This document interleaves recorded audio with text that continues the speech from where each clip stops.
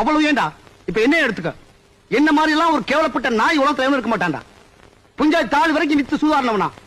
அப்படிப்பட்டவனுக்கு ரத்தத்தை கொடுத்து சோறு போட்டானா என் புஞ்சாதி.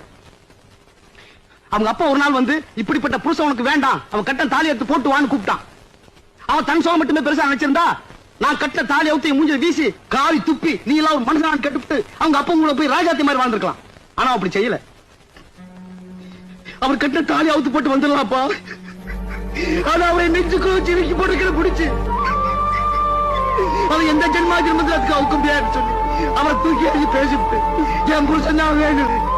கஷ்டப்பட்டு வேதனைப்பட்டு வெக்கப்பட்டு எல்லாத்தையும் தாக்கி உன்னுக்கு ஒரு தீர்வு தெரிஞ்சது நான் ஒரு புருஷனாக்குறேன். இன்னைக்கு இந்த நாய்க்கு இந்த மாடா மரியாதை அந்த சாக்கு வஸ்திரம் எல்லாம் கிடைச்சிருக்கிற பூஞ்சாதிதான்டா. பூஞ்சாதிதான் என் பூஞ்சாதி மட்டும் இல்ல, உன் பூஞ்சாதி மட்டும் இல்ல, இந்த